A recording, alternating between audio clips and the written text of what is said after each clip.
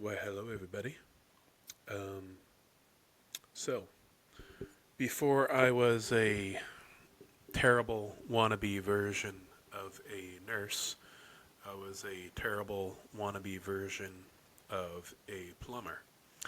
Um, so, basically, when I worked at the call center, which I've already talked about, that's when I first started dating my wife. And my wife was like, hey, you should go to maybe think about going to college if you don't like your job. And of course, I listened to her. I was just, desperate for her to let me touch her butt. So I did anything she told me to do. So she handed me a flyer, like at the end of local community college. Um, and I was like, oh, kind of flicked through it. And eventually I landed on plumber. Actually, I applied to go into the electrician course first, which maybe I should have done. Um, that's what it landed on. So yeah, I ended up leaving my job at the call center, and then I worked at Walmart for the summer. I already talked about that, and yeah, ended up going to school for plumbing. Basically, if you want to know what plumbing school is like, it's like special education for engineers.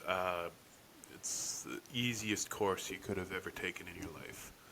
Um, we had about a dozen of, I think there might have been 15 guys in the class. Six of them dropped out and failed because basically they're like, oh, we don't actually have to do schoolwork. We can just kind of get in the shop and build something, and that will that'll let us graduate. Newsflash, boys, the shop was only 40% of your mark.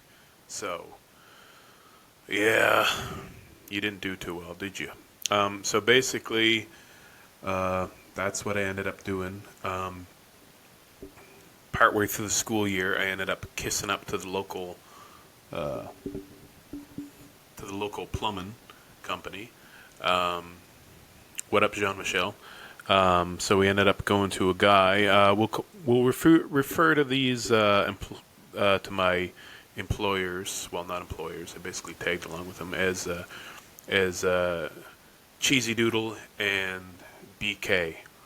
Um, so my first ever trip out plumbing ended up going to a hoarder's house, and what wasn't even just that it was a hoarder. It was just like the man must have completely lost his mind or something like that, because you go in there, there was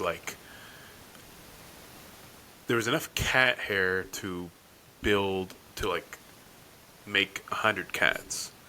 So that's how that ended up being. Like, you go in there and like the urine from the cat pee would just hit you like a ton of bricks. Now I've been knee deep in septic tanks before, trying to get the covers off. Cat pee is worse. Cat pee is undoubtedly the worst smell on the planet. Um, it's like the world's worst muff dive. It's just an absolute horror.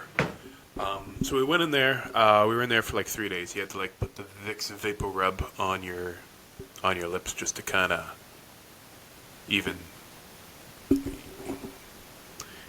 even withstand the smell of the cat.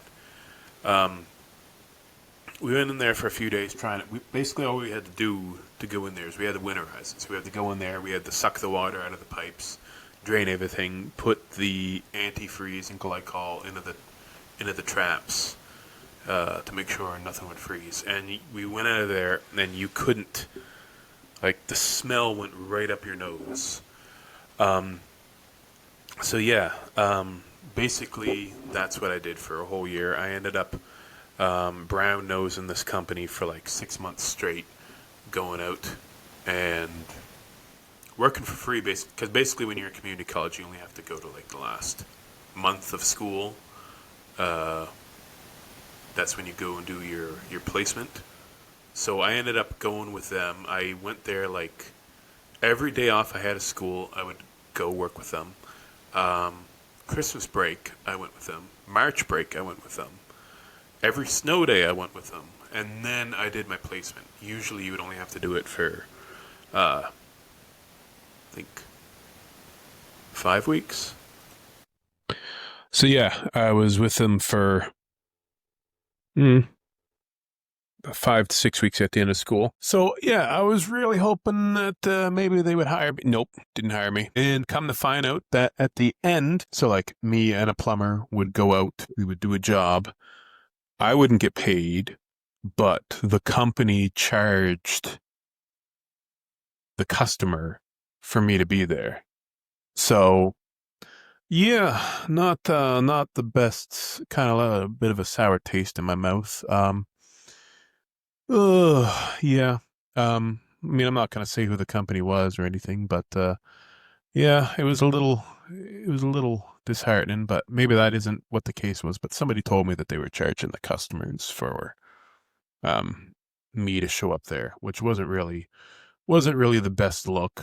Because I mean, the customers knew that it's a student. Not supposed to be paying for the student. Anyways, after that, I ended up trying to go. Like, I did some other work after that. I think I ended up working with one company for a guy. He said he was going to take me on, but he ended up not taking me on. He ended up hiring me on. He took tax out of my paycheck, but then when it came time to get my income tax done, he ended up saying, "Oh, I was paying you under the table, cash only, despite getting paychecks." So yeah, that he was committing some sort of crime. I reported him to the Canadian equivalent of the IRS because that really irritated me.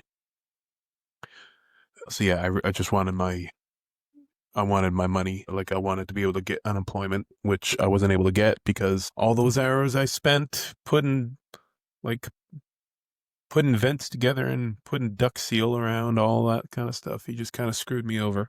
So that was that. I ended up going out west for a bit, west. So I went to Alberta, to Berta. If you never been to Alberta, just it's flat. They like hockey. They don't like brown people.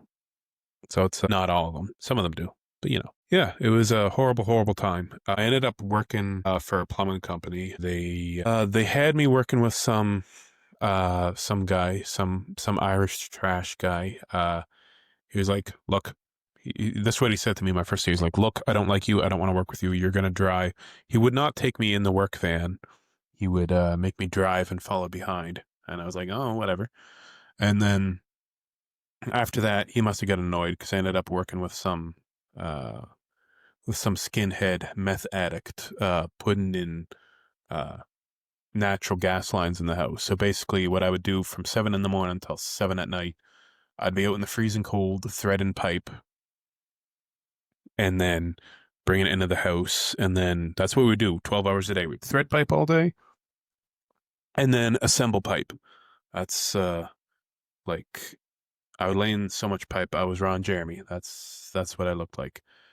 So that's what that was like. There was a few times where he'd be like, "Hey, you want to work Saturday, make some extra money?" I'm like, "Sure, whatever." And then I would go and meet him at his house, and then he'd be passed out, and he would pass out in his truck all the time because that's what happens when you take heroin. He was a big heroin addict. You could see like the track marks up and down all of his thing, all of his arms. So it was a horrible, horrible experience there. He ended up yelling at me because I went to his house. I knocked on his door trying to wake him up. I called his work phone 10 times, and then he yelled at me because you were supposed to ring the doorbell, not knock.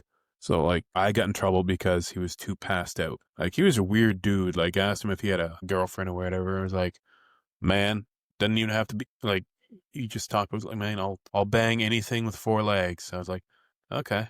So he was just kind of really weird and inappropriate about that sort of stuff. My favorite day of the job, absolute favorite day of the job, was we went on work site one time and we had to leave because there's like 5 different companies. We're all working on the same building. Like, so we were on like housing projects. So like there'd be a street with like 10 houses being built. We would have the house would be built, and then the gas people would go in, do their thing. The drywallers would go in. The electricians would go in. There was one drywaller that got really angry. Yeah, if you don't know what a drywaller is, it's a carpenter who failed.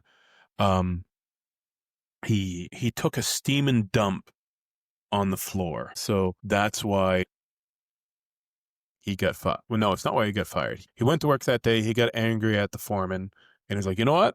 I'm not even going to take a dump on your car. I'm going to take a dump on the floor in the house so that you have to shut down the work site. So that's what happened there. And it was funny because you had to call in like the environment people because it was technically a biohazard. Some dookie, some steaming dookie on the floor is technically a biohazard, and they had to come and it was like really cool. They had to come vacuum it. It was like, and some like really. It was like a really old Ukrainian guy. He was like, "Don't do that again." Sorry, that's not my. And they had not a very good Ukrainian accent. But then again, nobody remembers what a Ukrainian accent anymore is since Hamas rendered them irrelevant, I guess. So yeah, that's what plumbing is. People ask me why'd you become a plumber. I'm like, well, I don't think any dirty movie ever started with an HVAC worker going into someone's house. So yeah, that's why I did it.